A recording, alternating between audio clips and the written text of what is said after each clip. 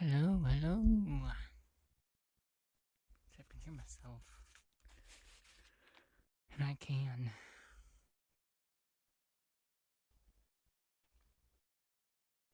Alright. Just give me 1 minute, guys. Starting a little early.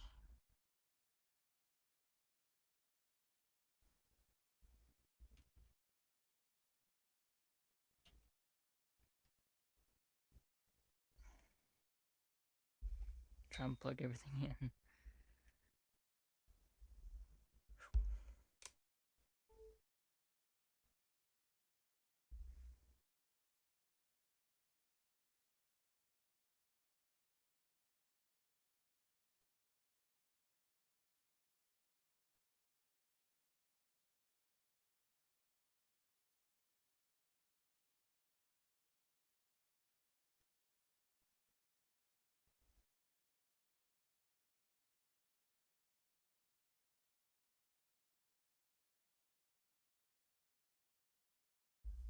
Scoot this down a little. There we go.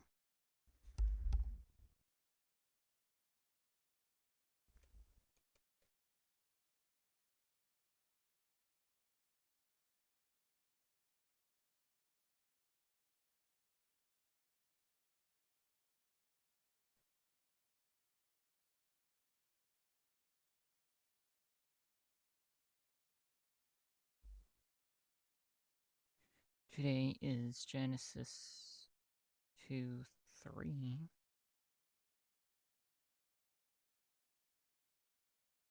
Let me get back up there.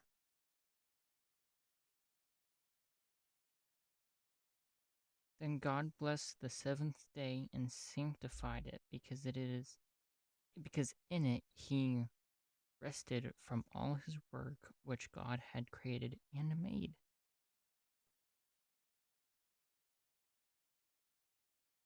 Alright, check out my Linktree account.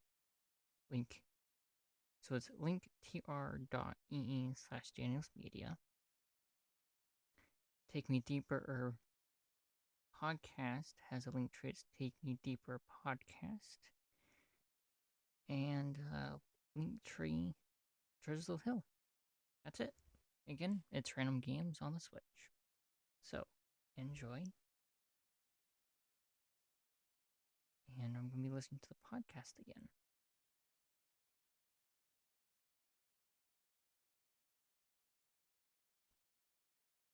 And my Switch may die in the middle. If it does, I'll restart it and it'll get back up there.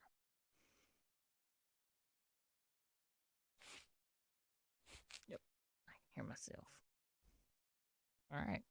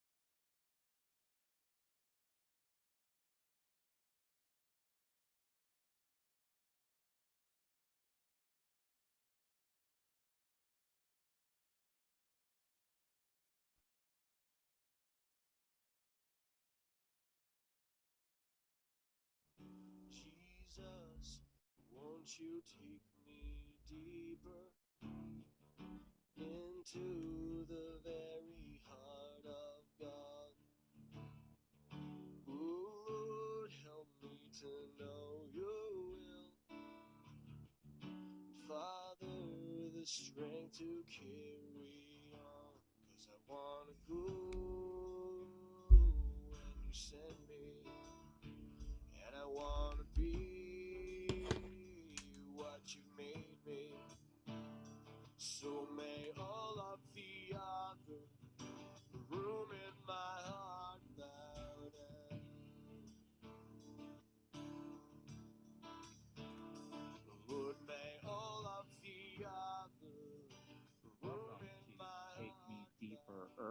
This is Casey Hill. And this is Nate Dudley. And here are our announcements. All right. Machias Christian Fellowship. I never mentioned this before. Where is Machias Christian Fellowship? Well, Machias Christian Fellowship is located on 3 Davis Road in Machias, Maine, for anyone who might want to come and visit. And we have 3 services on Sunday morning, 6:30 a.m., 8:30 a.m., and 10:30 a.m. The Sunday evening service is from 6:30 to 8, and that is for the junior and senior high. Monday at 7 p.m. is the Arise meeting. Wednesdays, we have our 6:30 study, and it's in 2 Kings. Don't forget, we have prayer at 5:15 for those of you who are interested in that. We have communion coming right up, I believe. So if you want to take part in communion, know that it's the 3rd Sunday of every month. Coming up in September, we have Monday the 15th at 6:30 is the Arise Potluck and Testimony. The 20th at 7:30 a.m. is the men's breakfast. It says, please bring a dish to share. Also, just keep in mind the adult material that is discussed from time to time. And if you are bringing your small children with you, just be mindful of that. Also on Saturday, September 20th from 9:30 to 12 is going to be the Good News Club launch at Machias Christian Fellowship. So if you're interested in joining the teams that go to the local schools or partnering with them behind the scenes, come and see what this ministry is about. And they're also encouraging us to pray, obviously. Coming up in October, October 5th, is going to be the Newcomers Fellowship, which we want to point out that there may not be a podcast recorded that day. All right, so we gave everybody the heads up on that. Also be in prayer about October 17th and 18th. This is our yearly pastors conference, and this is for unaffiliated pastors. So these are the guys that are just kind of doing it solo. We try to provide a conference for them every year just so that they can get poured into and fed, because pastors need that too. They're so busy feeding the flock. And remember what I said the last time about 65% of pastors say they do not even have a close friend. This wasn't saying that pastors don't have friends, but like if 65% of pastors don't have a close friend, that means someone that they don't have coffee with every single week, or that they have someone that they can text and say, man, I'm going through a struggle right now. You know what I mean? And they're taking on our struggles. Right. And praying for us. I mean, they're doing our funerals. They're going to see sick people in the hospital. They're going to the jails. They're fielding this call and they're fielding that call. And they're putting miles on their car. See, they don't have the Calvary Chapel network like we do. This is all them. It's all their time and money and resources and blood and sweat and tears. Mm-hmm. And once a year, they get to come here and just like sit and be taught, which is unusual for the average pastor. Relax. Yeah. And not be pressed for something. Correct. It's an intense prayer request that I'm asking everyone that's listening. But please take some time when you pray just to keep that in your thought and your prayers for that. All right. I think that's it for announcements. Well, then what we have coming up is special interviews with somebody. So without any further ado, enjoy.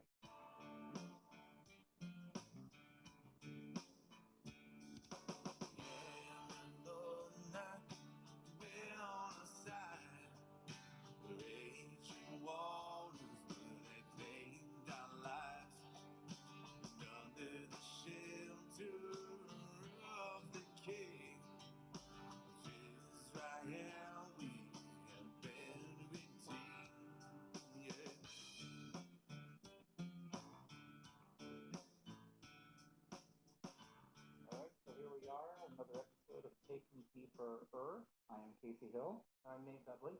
And today we have a very special interview guest, and he is Paul Trovarello. Very good. That's a name that I trip over when I'm trying to say your last name. Just going to ask a bunch of questions and see where this trail takes us, getting to know Paul, who he is. Maybe some people are new and don't know him, and the things that he does here in this community and the lives that he's touched and revolved around. So, Paul, where are you from? I grew up in South Jersey in a town called Sewell, New Jersey. All right. And what led you to Maine? What led me to Maine? I mean, the short answer is the Lord. But through my addiction, I was horribly addicted to substances, drugs, and reached out for help, cried out for help, and I landed at a discipleship program in Orrington, which is CRD, and then through that ended up eventually coming here to Child. And how long have you now been in this area? I came to Maine February 28th of 2014, and then I ended up in Machias October of 2015. So it's been what's that? 11 years, 10 years. So Arise, you are the director of the Arise Addiction Ministry. Yes, that's right. Can you tell us a little bit about the history of Arise? How did Arise start? Can you tell us that story? It's like some humor to it, if I remember correctly. Yeah, there is. So I was in the School of Ministry at CRD in Orrington, and I was about halfway through. It's a 1-year commitment, and that's really where or when I met Aaron, who's the senior pastor of our church here. And I met Aaron because they had asked for the 2 School of Ministry guys, which was Brian and myself, to come out to Machias and just for a week serve alongside of OHEM, which is now the Bright Arrow Group, and go out to the migrant camps and share the gospel and stuff like that. So that's where Aaron and I met, and we served the Lord together. And I believe that it was from the Spirit of God. God started to do something in Machias between the friendship of Aaron and I. And then, we served that week. We made, an awesome friendship, and we stayed in touch as time went on, a couple months later. Aaron invited me to come out on a Monday night, or I think it was the weekend, spend the weekend in Machias, stay with he and Lisa. And while I was doing that, he invited me out to dinner at what was the Bluebird restaurant. And we met with a local lobster fisherman who was addicted.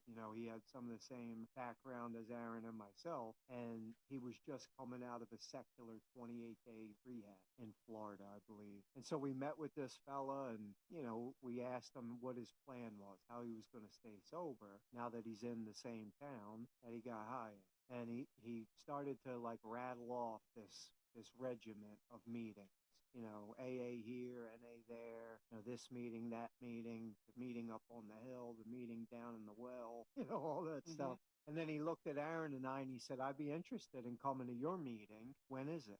And this was Saturday night, basically. And so Aaron and I looked at each other and we said, it's actually Monday. This Monday, you should come. And we never did a meeting until that Monday.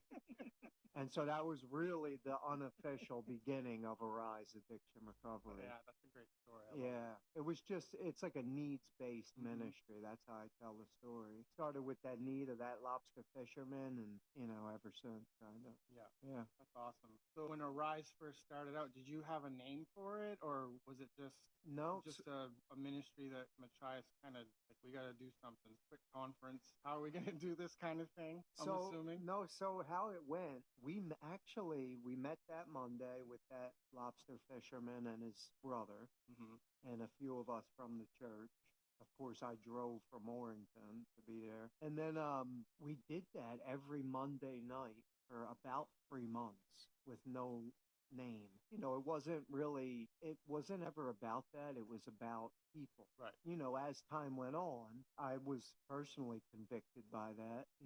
The Lord stirred my heart, and it was in the Word, right? We're in the 1 year. That's part of CRD, Arise curriculum. You get a 1-year Bible. It takes you through the entire Bible in 1 year. You read it every day. And so I was in the 1-year Bible like a good disciple should be. And it was, a morning in the 1 year where it was in the Gospel of Mark in the 5th chapter. And, no different than any of these other miracles that Christ had performed, but it was what he said to the woman with the issue of blood. Obviously, she was healed. She was cleansed. At the beginning of that interaction, the Holy Spirit tells us that woman grew worse. Her condition grew worse. She spent all the money she had. She was hopeless. And then Jesus comes on the scene, right? Comes into her life, heals her, and he looks at her after that, and he says, arise, your faith has made you whole. And that is really, if I'm honest, the first time that the Lord spoke the word arise to me.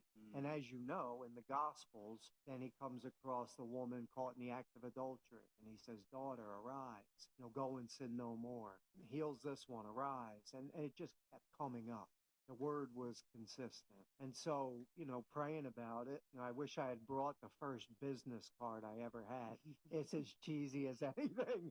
It was made on Vistaprint. It's like these mountains, but it says Arise, discipleship ministry. And that was obviously 10 years ago. But, that the name kind of came through just spending time in the Word and, the Lord speaking to me. I think about it. So Yeah, I love that story too, where you got the name from. I know we have an Arise house here in Machias, but where else is the Arise ministry happening in Washington County in a few different places, correct? Yeah. So we have in Washington County and in other areas in Maine, Belfast, Calvary Chapel, Belfast, they do an Arise meeting every Tuesday night, just like our Monday night meeting.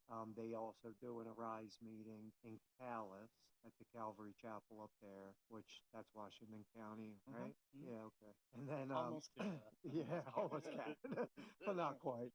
We have an Arise meeting actually spread all the way down to Morgantown, West Virginia. Wow. Which is pretty awesome. It's just the connection. Guys that have gone through the program, they come from all over the country, and which is another amazing thing. But anyway, people have come from the Morgantown, West Virginia area. God really got a hold of their heart, redeem them, transform them, and then eventually they go home and they, get involved. And so that's how the Arise meeting down in West Virginia started. Is somebody that fell in love with the Lord right here in this church. And went out and kind of like took the Arise model down there. So yeah, so it's here in Machias, it's in Calais, it's in Belfast. There's one in Rockland, which is Travis Huff Church, Calvary Chapel there in Rockland. I think they call it Sweetwater, but they do an Arise meeting there. And then our Monday night meeting here. So I think 5 of them total. Great. Yeah. That's awesome. So I got a couple follow-up questions. One follow-up question is, obviously, this is near and dear to your heart because of FAST, but we'll get to testimony here soon. When people say rock bottom, do you believe that there's a real rock bottom for people, or is it more like the heart just gets to that broken place? Like, is that really rock bottom? What's your thought when it comes to like rock bottom, or just a broken heart or broken spirit? Yeah. So I was taught by Pastor Ken, who discipled me, and I'm very thankful for him and his influence in my life. But he always says that he doesn't believe in the rock bottom theory. He says that, we always go lower. You get to what people would consider rock bottom, and, that person in addiction takes out the blasting cats and the rotor hammer and just goes lower and lower and lower, which of course I've seen that. And I do agree with that to some extent. I personally believe that just like every person, some people have more of a tolerance for pain than others.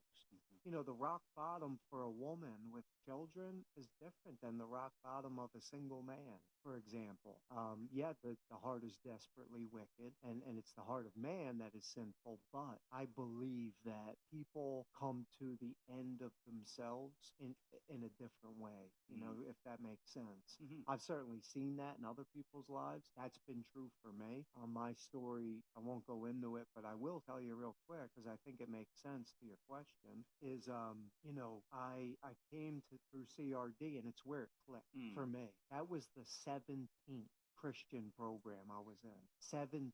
And they weren't saying anything different than the 16 before, you know what I mean? But it was me. It was my heart that was ready to receive. I've been beat up enough at that point. And so for me, I guess you would say that was my rock bottom. And I cried out. I did the right thing. I took the advice that was given to me. But I do think it's different for all people. I really do. Yeah.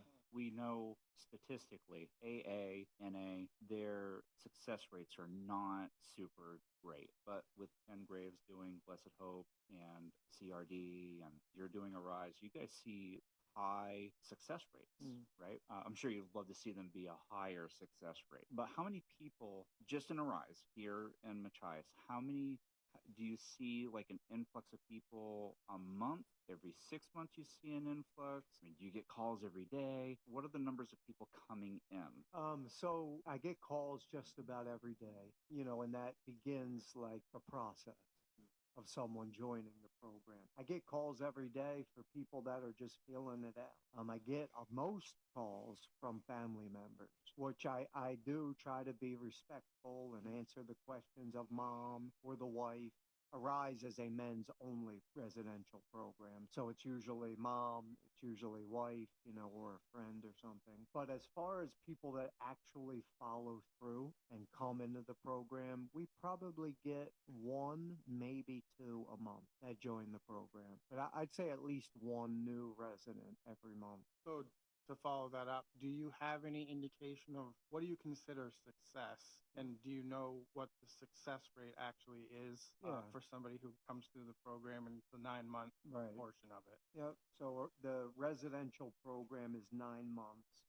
We 2 years ago added a optional 4th phase, which would take the program from 9 to 12 months, making it 1 full year. And that we offer that mostly for single men, who don't have the responsibility of a home and children and things like that. But anyway, success, is what we find in the Word of God. Someone who, walks in the Spirit, someone who obviously they're not perfect, but they're pursuing righteousness, someone who is honest, someone who, is a servant of the Lord. So it's those things. Our success rate, it's really hard to determine that because you're not with someone every day, after they graduate. While they're there, everybody that's there is a success, because they're doing what they're supposed to do, right? They're in the Word. If they're in the program, they're in the Word. They're praying, they're helping, they're serving. But once they graduate and move on, it's really the people that stay in touch. Yeah. Or they stay locally. A lot of people do end up, making Machias home. So the people that stay or the people that go back and they're calling me all the time. Right. Those are the people that are typically successful. Yeah. Yep. That's awesome. You and I, we do very similar things. We both work in the addiction world. I'm a case manager. I do lots of drug testing as part of my job, and I also deal with local law enforcement and the judges and the courts and all that sort of thing. What is your relationship to local law enforcement and the court system? Yeah, we have with law enforcement, we have a good relationship. It's been developed over the years, but we have a respectful, I think, relationship with local law enforcement. We have a wonderful relationship with the jail. I have been, I think, for almost 10 years, invited every Tuesday night, with a time slot. I can't just go in when I want, but it can be any Tuesday. Go in and visit people in the jail. With what we do as far as the people we minister to, a lot of times they end up back in trouble. And trouble in Machias means the Washington County Jail. So I'm able to encourage them, guys that have gone through Arise and gone back. I'm able to go in on Tuesday nights, pray with them, read the Bible with them, and encourage them, if the Lord's not finished with them. So the jail, it's been really good. The court's been good. The police force, I think, has been very good. We've had to, respectfully, like when someone leaves that I feel as if they could be a threat to the community, I will call and alert law enforcement, and I do think they appreciate that. Yeah, so awesome. Are some of the people that come in on probation and you have to deal with like the weekly or monthly probation visits and all that sort of thing? We do, yeah. So we have a guy there right now who that's his case. Yeah, he's on probation. He started out going at bi-weekly, but now it's monthly. And we have a really good working relationship with the probation department. Yeah. With Chris and Mandy. Yeah. See them every week. Yeah. So people who are just listening to this and, okay, now we've piqued their interest. What is the process for somebody who wants to come into the Arise program? What does their onboarding look like? What does their day look like? It's a 9-month program. So can you walk us through the life of a person that's in the Arise program? Yeah. Okay. So what someone would do, I do get a lot of questions. Did someone come into Arise? They aren't addicted to drugs or alcohol. Could someone come in if they just had some poor life habits? Could someone come in if they're out of touch with God and they want to know more about God? Could someone come in to learn discipline? And the answer to all that is yes. We aren't just, I know in the name, Arise Addiction Recovery, but remember that was our target when we started, was to help in this community in the world of addiction. And we really wanted early on to bring it out of the shadows, you know, like this is a community that was more important to them as a whole, not everyone, but it was more important to the community of Down East Maine, the reputation of their last name, than the health, well-being, and the life of their own son or daughter, you know? Yeah. So they like just hid their head in the sand, didn't talk about it. So that's why we wanted to make Arise Addiction Recovery. Here we are. We're here to help. You know, we'll talk about it, all the things you're uncomfortable talking about. 10 years ago, there was no Narcan. There was no, you know, half the stuff they do now, it wasn't like readily available. So because of that, I get a lot of questions. Can someone come in if an 18-year-old is a runaway and they're not listening to their parents? Well, guess what? That 18-year-old has come in through Arise. You know, so we bring people in, you know, with all different issues. The solution is always the Lord, right? And his word. And then, you know, for a guy to come in, we have an application process, which is on our website. It's www.ariseaddictionrecovery.com. So very simple, ariseaddictionrecovery.com. It will take you to the website, and in the upper right-hand corner is an icon. You click on it, and it gives you a list of options. You go down to the section that says residential, and then right at the beginning of that page, it says apply now. That's the simplest way to apply. You do it online. You could also print out the application, fill it out, mail it back, or call me. You know, the office number's on the website if anyone had any questions. And that would begin the process of an intake. Not everyone that's applied is accepted. Step 2 is a phone interview. So I don't bring anyone in that I don't talk to and interview, and usually go back and forth a few days about it. Pray. Of course, we want to be in prayer about who to bring in because it's a big deal. You know, there's 13 beds at the Arise house. So we're putting the other men at risk, right? If we bring in somebody that shouldn't be there. So, and then a day in Arise, say a guy does all of that, they're accepted and they enter the program.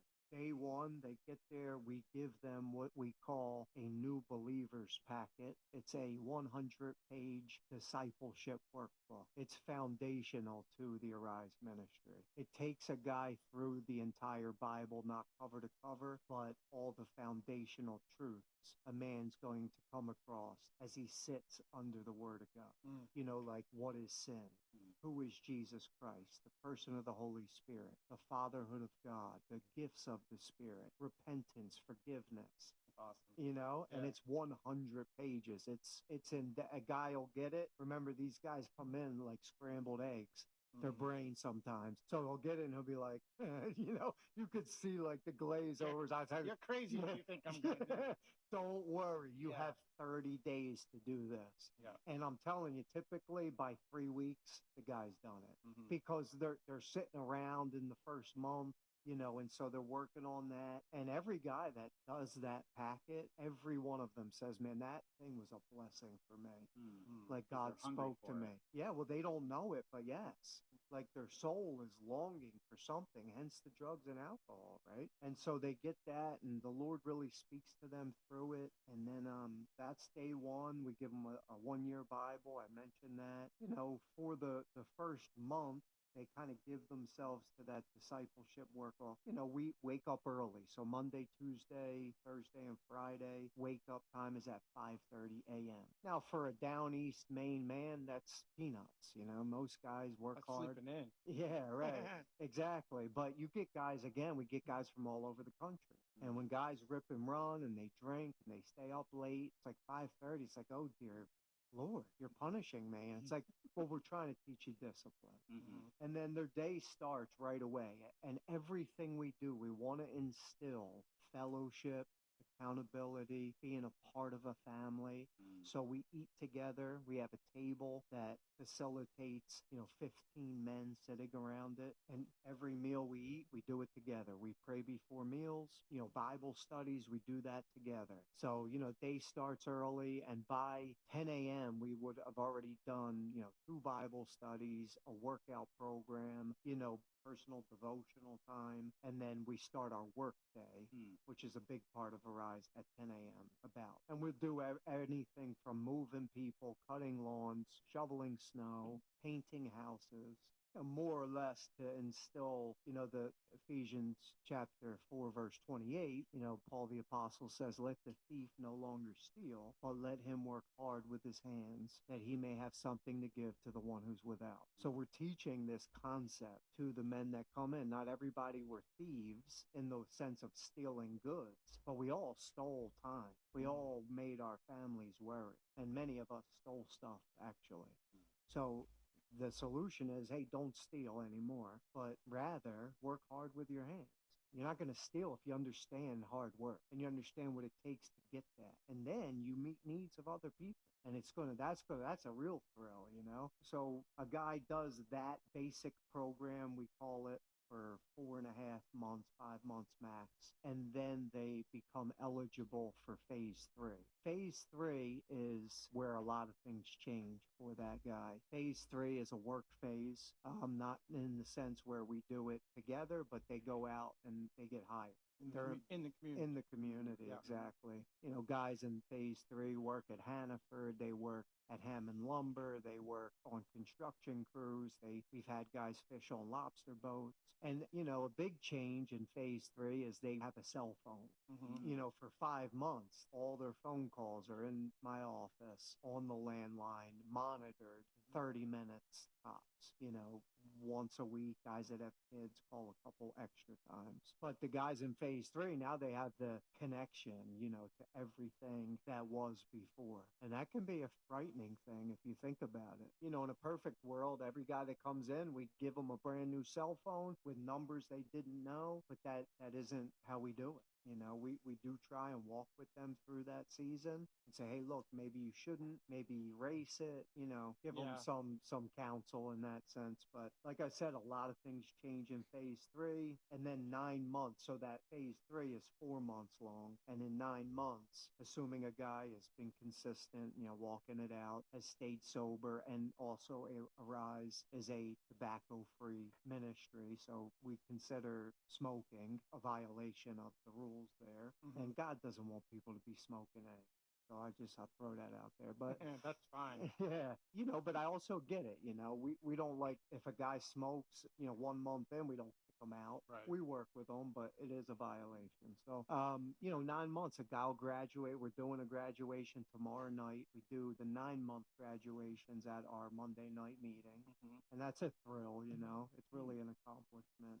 Going back to the probation, it was actually Mandy. She tells guys that want to do Arise, that she has them as clients. She's like, I'm going to tell you right now, Arise is hard. It's a hard, and I like that. Yeah. It's like, don't think you're going to come in and get out of jail or whatever. Yeah, and you're like just going to whistle through it. It's hard, which is designed to cause you to be desperate for the Lord. Yeah. It's like you can't do it in your own strength. You need God's help. And so we celebrate the 9-month graduations. And then if a guy opts to do that 4th phase, that voluntary extra 3 months, we graduate that guy on a Sunday morning at church. Those are few and far between, but that's a real celebration. We do it with the church family. So that's awesome. Yeah. So you brought up the struggles. You brought up your own, saying that you went to 16 different programs before landing with Finn's program. I always make the joke that I have like 3 different types of testimonies I tell. One is a long one that, I know someone has time. I have a middle-sized one for someone who maybe doesn't have a lot of time. Cup of coffee. And then I told Aaron, I said, I have the short testimony, which just says, before Jesus, I was a dirtbag, and now I'm just less of a dirtbag. So can you, whichever way you want to go, give us a testimony of before Jesus, Hmm. where Jesus found you, and immediate or not immediate change when you landed in Ken's program. Yeah. Yep. Okay. I'll try and go middle of the road here for you. Perfect. Perfect. Yeah. No. So, yeah, I mean, my whole life, man, I was just wanted to be accepted. You know, I didn't grow up rich. I didn't grow up poor. I think my family was middle class.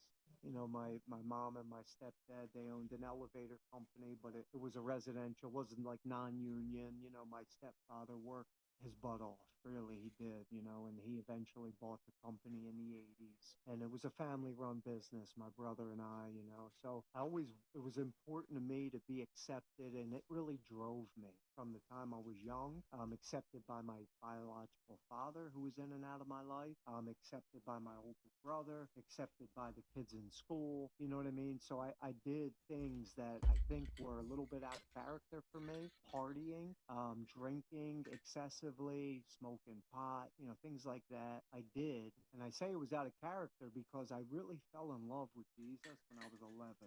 And I read through the Bible, and I have that first Bible that my mom gave me, the Thompson Chain Reference Bible. And on the flyleaf, it says the date I got saved, the date I got baptized, and that I know for sure God has called me to be a pastor at 11 years old. And so by the time I was 15, that changed, you know, like that plan God had didn't change, but I changed. What was important to me changed. Being a pastor when you're 15 in a public school in South Jersey where everybody's like doing crazy stuff just wasn't right. So I went way left. I started getting in trouble. I had my first child when I was a senior in high school, which really sent my life in a totally different trajectory. I didn't go to college, you know, all the things I wanted to do. And, you know, I ended up, you know, working hard for my family's business, but I had this addiction that was growing and growing and growing. Started out as a prescription painkiller problem, addicted to Percocets that I didn't need. I started taking them, started taking more and more. And then it eventually became a heroin addiction, which had me by the throat. By the time I was 26 years old, I was addicted to heroin, which where I grew up, it was so available. Like you didn't have to know anybody. You just had to drive 10 minutes to the corner in North Camden, and there were people shooting each other over selling it to you. That's how available it was. And so, you know, and a lot of the kids I grew up with, that's how their life went because it was so accessible. And right over the bridge, which is 2 more miles, is Kensington. It's the worst place on earth, you know? So, you know, once you start to go down that road down there, it's like you don't stand a chance, man, other than Christ. And so, you know, but I kept like coming out, I describe it drowning, and I would come out of the water for air. And I'm like, and the Lord was there, right? And so I would go back to the church that I got saved in. I would go through these discipleship programs. I went through America's Keswick for the first time in 2006. So I've been at it for a long time, you know. Graduated from there, then I went to TLC in upstate New York. I went down all the way down to Crossville, Tennessee, to a Bible Mission Training Center. I mean, I've been all over. I tell people I've traveled the country in discipleship programs, and it's true. It's true. I've been all up and down the East Coast, and it really was, again, going back to how we started, it really was my heart, man. I was ready to change, you know. February of 2013, I lost everything. I sold everything that had any value for 10 bucks. That's 10 bucks, that's 10 bucks, you know, whatever people would buy. And I had an apartment which had an eviction sticker on the door. I had 48 hours till they basically removed me from the apartment, and there was nothing in it except for me. And I looked around and I said, man, I absolutely have to do something or I'm gonna die. Like sounds better than the life I was living. My kids weren't talking to me. My mom stopped answering the phone. So I walked because I didn't have a car and I didn't have a phone. And I walked down to the corner store and I begged the guy to let me use the phone, you know, behind the desk. And he did. And I knew one number that I memorized other than the people I mentioned that weren't answering. And that was Jeff Wong, my childhood best friend. We grew up. His mom led my mom to the Lord 25 years before. And I called Jeff and I said, man, listen, you know, he had been in my life for a long time. He worked for my family doing the elevators. I said, man, I got to do something, man. Have to do something. And he said, are you finally ready to do whatever it takes?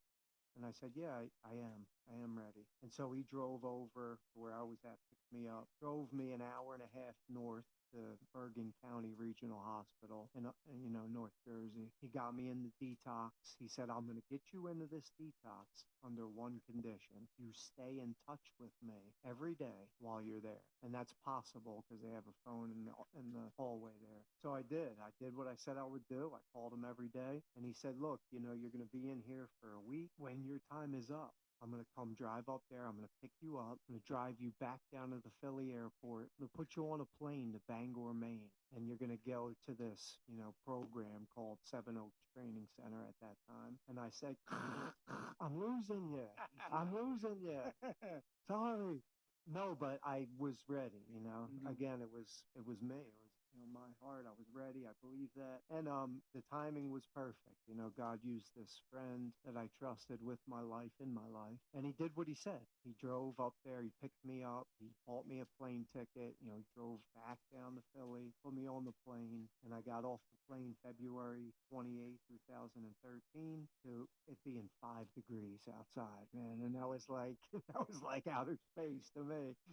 But it was exactly what I needed, you know. And then again, the church, Ken, you know, Eric Myerson, Dave Norsworthy, Aaron Dudley. They weren't saying anything I didn't hear before, but it was me that was ready. And, you know, and I thank God for the men that he put in my life when I was ready to listen. So, yeah. And then, you know, as the story goes on, I mean, things didn't change instantly. I tell the guys that come through Arise, you know, they receive mail. They start after 30 days, they're able to make phone calls. I'm like, man, don't take that for granted. And the lifestyle you live, the way you hurt people, letters coming in and people answering your phone calls is a blessing, man. You know, see that as God's grace in your life. Because for me, the first 4 months I was there, remember, I'm 600 miles away from everybody that I call family. And for the first 4 months, I'm calling on Sunday, nobody's answering. They didn't, you know, like I'm 35 at that time. I've been in 16 places. They've heard it all. They said, look, we don't want to hear it. You know, it's going to take time. And my mom would write maybe once in a while. And the restoration process for me was slow, and it really caused me to be dependent upon the Lord, upon Jesus. Like I wasn't doing it because I was going to get another shot here, going to get another opportunity there. It was really just about me and the Lord. And that's where God really built foundation in my life, which has lasted, I think. So That's awesome. yeah. So, Paul Trovarello, former drug addict, now assistant pastor at Machias Christian Fellowship. No, who can believe Isn't that it? crazy? And director of Arise. Yeah, man. I Man, know. God is good. He's really good to us. All right. So for anyone who doesn't know, how do we find Arise? Like, you must have an internet presence, Mhm. I'm sure. Where do we go to find Arise other than the website that you've already mentioned? Where else can we find you? What do you do as far as like outreach ministries? How do people support you? Yeah. What kind of support are you looking Those are for? great questions. Yeah.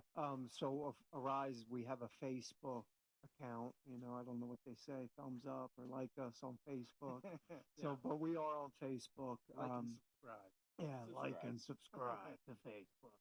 Yeah, but we're on Facebook. We do, you know, our Monday night meetings. We do a 30-minute Bible study, which I still run that. You know, that's special to me. As long as I'm kicking, I think I'll do that. But, you know, we do live stream every Monday night at 7 p.m., the meetings. And then even like weeks later, you can find the teachings on the website.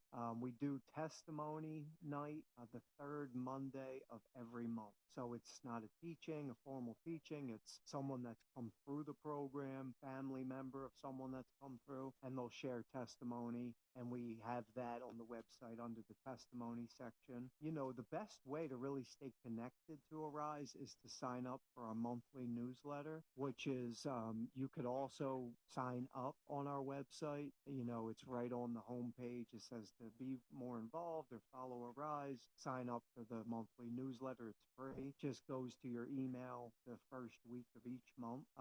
As by the way of outreach, we took this summer and we thought that the timing of it was right to go to as many churches that financially support the ministry and update them. So I know, you know, you brothers go to church with me here. We've been absent a lot. You know, on Sunday morning. And that it was really, I think, the leading of the Lord to go to, that's how many churches, you know, contribute monthly to the ministry. So we went to so many churches over the summer. We're not going to do that every summer, but, you know, we thought it was appropriate to do that.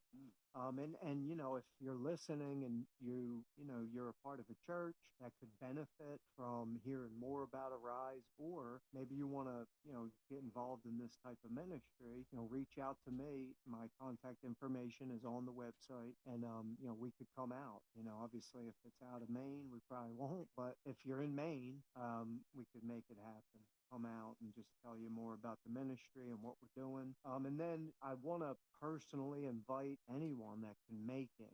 I think it's November 21st, which is the Saturday right before Thanksgiving. I'm sorry, November 22nd at Elm Street School in East Machias. We'll be doing Arise's 10th anniversary celebration. We do a dinner and dessert auction. It's the best. Yeah, it's a hoot. I love dessert auctions.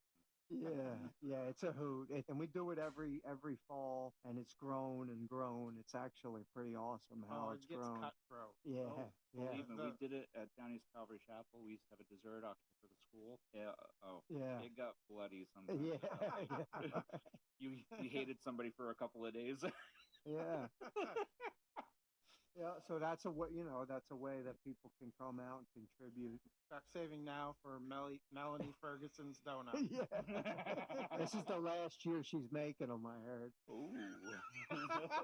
It's been like 10 years of that. That's awesome. Since we're already giggling and we're getting close to an hour, first I want to say, Paul, thank you for coming and just hanging out with us. This was a really good blast.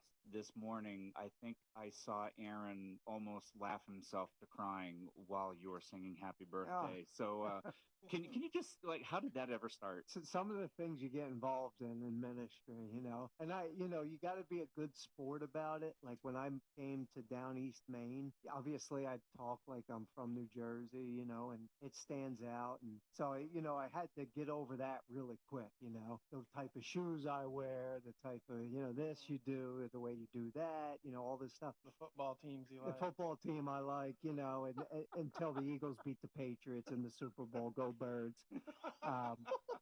You brought it up. Wow. It is your After fault. 6, I mean.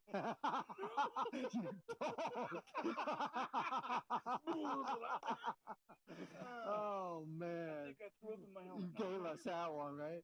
So anyway, I got over it quick, and then I don't really remember how it started, but I understand the church gets a laugh out of my horrible singing, but I'm game for it, you know. I think it's a fun way of just enjoying this church family here, and I was going to mention it this morning. I have the awesome opportunity to know when everybody's birthday is coming up, because I get husbands, I get wives, I get kids coming there. They want to really get their family member in a way that is so unique. Get Paul T to sing happy birthday to them, and so yeah, I've embraced it. Definitely makes our fellowship so special. Yeah, it's a family. Well, and people talk about it afterward, because I'll hear it in fellowship. Oh man, did you see how many people were laughing? Like I said, I was looking right at Aaron from my angle, and like he was busting a gut. Yeah, and it's fantastic. I really do. I think it's so fantastic, Absolutely. and I'm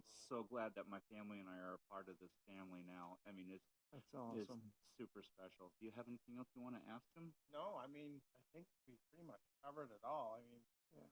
Is there anything else that you want to share with anybody? Or, I mean, we covered just about all there is. Yeah, I would just, last thing I'll say is if anyone is listening that is in a hopeless, seemingly hopeless state, and they've tried everything and haven't been able to get out or be free, and I would highly recommend, I would beg you to consider the Lord Jesus. Jesus sets people free. He set me free. He set, my brothers and sisters in this church family free. Amen. And he said that who the Son sets free is free indeed. And I think that's freedom in a way of thinking, the way where you don't have to worry about going back and enslaving yourself again. It's true freedom. So is found in Christ, and he wants to help you. He loves you, and he has a plan for your life. So, all right. Thank you Amen. very much, Paul. Thank you so much, Thank Paul. you, guys. All right. God bless you.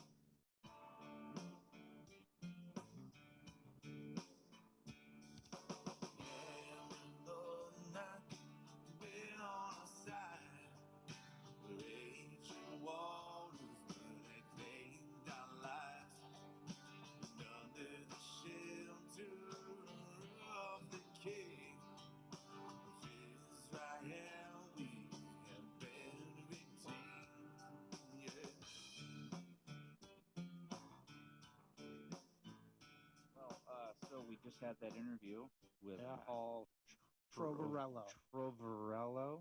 Yes. Trovarello? Trovarello. All right. I hope that everybody just kind of, like we did with Aaron, just trying to make these people normal people, because we can look at pastors or assistant pastors, people who work in children's ministries, or even like the band that's on the stage. I think sometimes we do a huge disservice to the normal people that they are, and we hold them at some kind of strange level. So I hope that, especially toward the end of the interview with Paul, that with the silliness, that he's just a normal dude like the rest of us. Correct. Yeah, that was a lot of fun. Like Casey said, I hope that what people get out of that whole thing was his heart for Jesus. 100%. And his heart to see people come from darkness and slavery into freedom. Because he's and been the there. light. Exactly. And that's another thing, is it's hard if you haven't gone through something that someone else has gone through. It's really, really difficult to like try to pull them out of that or see them in that. It's easier to relate.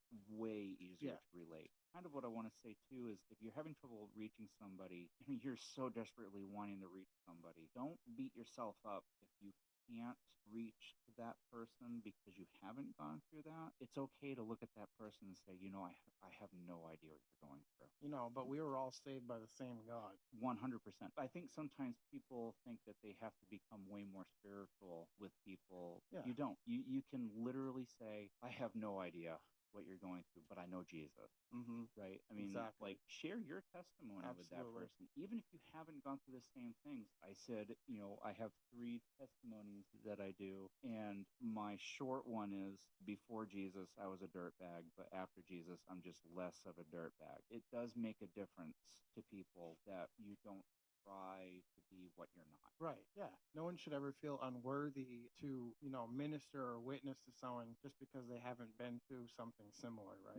Absolutely. And that's what we're saying. Yeah. And I think we got a lot of that from Paul. Mm-hmm. I don't think Paul is someone that we don't think that he is. When we interviewed Aaron was a genuine person. We did this interview with Paul, and immediately it's like, this is going to be fun because he's just a genuine person. Absolutely. I hope that you heard his heart, that you heard where he came from, the changes in his life.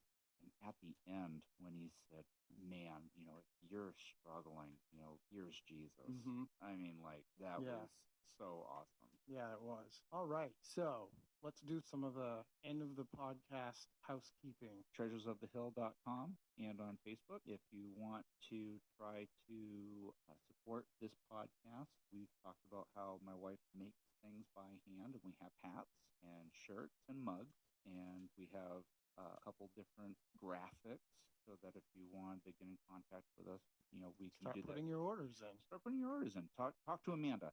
Get on there.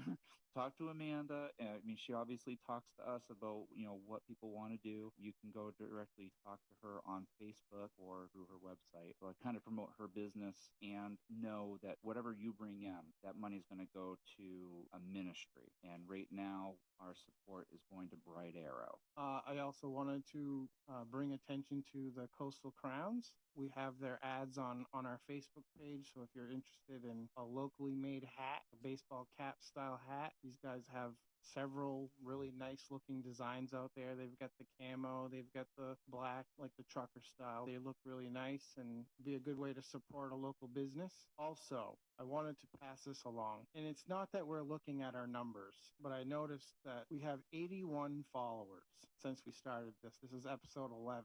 We have 81 followers. I mean, that's amazing as far as I'm concerned. It's pretty nuts. We have potentially 81 people listening to our show, but I wanted to encourage everybody, if there's anybody listening to this show who gets excited about the next episode and can't wait to hear the next episode, do you know anybody in your personal life that would also benefit from this podcast? I can only share it to so many people, and the same thing with Casey. The way that these things work is somebody listens to the show and they like it and they share it with their friends or they share it with their family. Amanda shares it not only on the Jonesport Bible Study page, but she's also sharing it on her own Facebook page. So she's taking it and copying it. And it's out there publicly. So all her friends Right. and their friends could possibly see this. Guys, you have to understand, this is weird to me. So on the SoundCloud page, 2 people are listening in Australia. 1 person's listening in Turkey. 2 people in Egypt. There was 1 in Uruguay. I think there's like 2 or 3 in England. The Philippines had a listener. I mean, I can't even name all the countries, but it gives you all the different flags, and it tells you how many people under all of them. And the highest number's 3, and the rest of them are like 1. But we have people listening all over the place. I don't know how that happens. That's crazy. That doesn't even make any sense to me. So somebody is sharing with somebody, and then someone else is saying, hey, you should check this out. Or maybe they fell on it accidentally. I have no idea. Those are people that are listening, even if they've only ever listened to 1 episode or maybe only half an episode or whatever, but it's in there. Like Nate just said, if you know someone that could benefit, if you're listening to an episode and like maybe there was just a 15-minute thing, share it. Yeah, absolutely. Like pause it at that spot, walk up to your friend and say, hey, listen to this 15 minutes. Listen to these 2 bozos right here and see what happens. Share that link with your mom or your dad who's not saved, or brother, or sister, or whoever, aunt, uncle, whatever. Yeah. Maybe somebody who's looking for a home Bible study. Sometimes we have to do this the online way, right? Just to make sure we get it done. That's what we're hoping for. Is just, we're not looking for. There's no. I'm not looking for 80 fame more followers. I don't want you to share the podcast just so that people will click on it, like it, and follow it. I want people who are out there that just need that extra little something. They're listening because they're getting something from it. Yeah. Not that followers aren't great, but I want people to be listening. Right. And hearing the word, because we're going through the word, and we're not going to stop until we run out of word to read, which is not going to be possible. Don't just like it. Don't just subscribe to it. There's a part of it, like I just said, that you're like, wow, that right there. Share it. And we also invite everybody, that's listening to interact. Go to that Facebook page and find the link and comment something from the show. Or, we have people message us from time to time and they say, hey, can you guys talk about A, B, or C? Or I really liked what you said about, this or that. That's where I wanted to go too, is if you're listening to a podcast, maybe we talked about something, but we could have gone a little deeper on that subject. I think it would be awesome for 10 minutes to start the podcast. We go, hey, you know what? We had a question about that last podcast. Yeah. So here's the question and here's our answer. That's what we when we started, that's kind of what we wanted to do. That's really what we want. And then we can go right into our Bible study. Our podcast is Take Me Deeper. We're an extension of an already existing ministry. During the normal run of things, we're going to be dealing with a specific section in our scripture reading, and we're going to try not to get too far out of that. There might be a time for a deep dive. we can take things that Pastor Aaron has already preached about. We're going over the same stuff again, but from a different perspective. Exactly. Breaking things down a little bit more. And we're trying to be relevant for the things that are actually happening in the world right now. I mean, how many times do you read something from a long time ago and you're like, whoa, we really are going through that? In my personal reading in Acts, I just got to chapter 21:20, I think it is, and he was talking about the wolves in the churches. I'm like, whoa, man, we have wolves in our pulpits. Yeah. So that was relevant, you know what I mean? Also, between each book, I think Casey and I talked about doing something similar to this interview podcast that we did. So it might be another interview, or maybe we call Aaron back and say, let's do a deep dive on something that the church is interested in.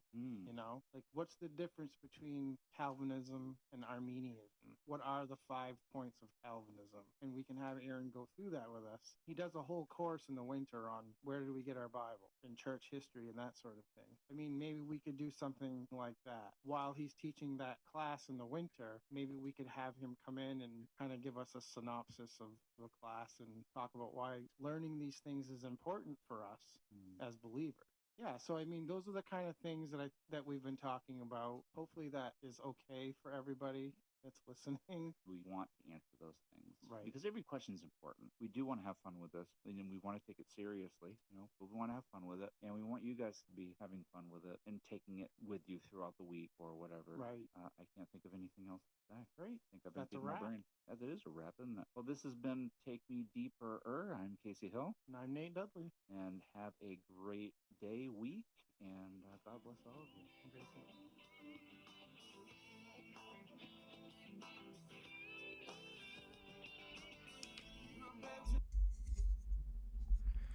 All right. That is it for today. Or tonight, whatever time it is for you guys. Thank you for watching and listening. If you want to support me, go to ko-fi.com/DanielsChristianContent. And yeah, that's it. Have a good day.